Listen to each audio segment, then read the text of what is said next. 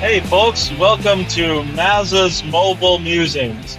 Now this is just a little segment that really the premise is there are a lot of times when I'm in the car or I'm on the move and I just have these ideas that pop into my head. Sometimes it's an idea for a podcast. Sometimes it's I'm listening to a podcast and I have some kind of thought on something that I want to share.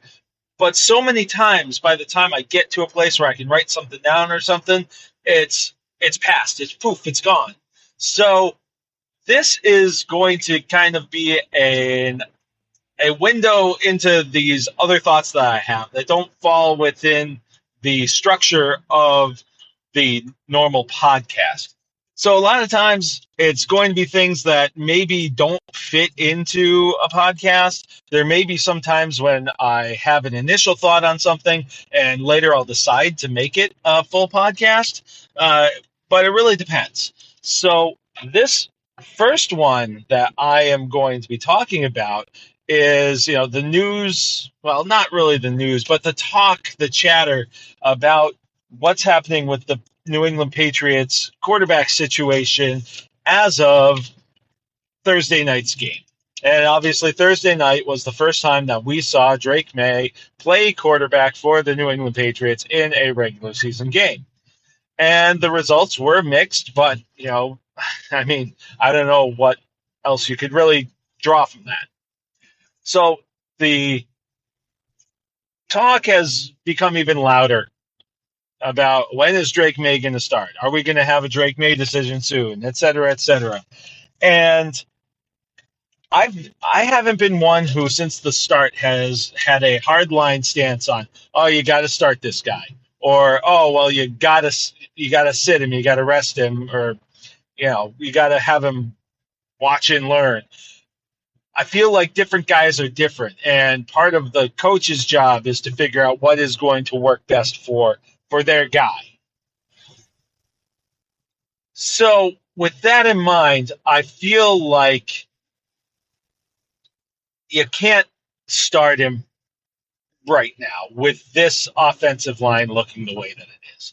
And there's a difference between having a healthy offensive line that just has flaws. Like if you're waiting for the perfect offensive line situation, it's not going to happen this year. It's not going to happen next year. There are very few teams that have like that really great offensive line situation.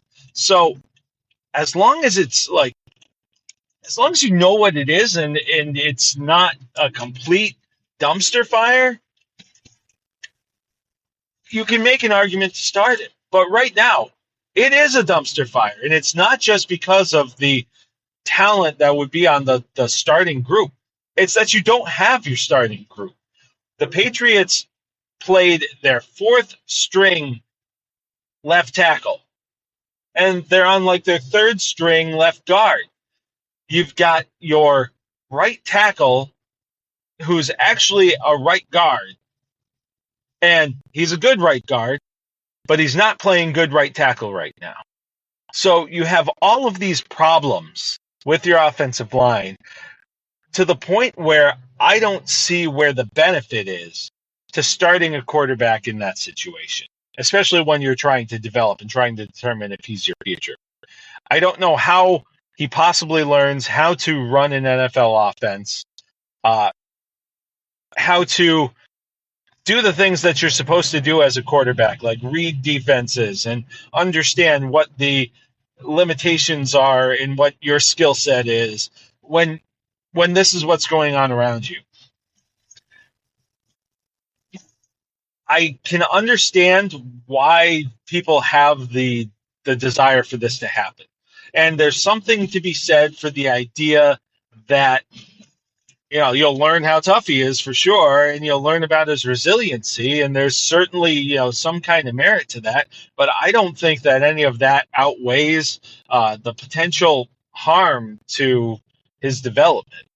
I'd much rather, honestly, zero development than regression, and this feels like it would be the very recipe for regression and for a guy to basically not be able to process what he needs to process to do the job that he's been drafted to do. So if at some point the offensive line is able to stabilize a little bit, and I'm not talking about become good. It doesn't have to be good, but just stabilize. Understand what the personnel grouping is going to be in front of you, what their strengths and what their weaknesses are, and that there isn't a jailbreak on every freaking play. And maybe you can avoid a 53% pressure rate or whatever it was on Jacoby Brissett. Then you can have that conversation at that point. But right now, it's hard for me to fathom how you can start this guy. And that is the Maza's Mobile Musings on Drake Maye and the New England Patriots. I'll be doing more of these as time goes on, so keep your eyes and your ears open, and thanks for listening.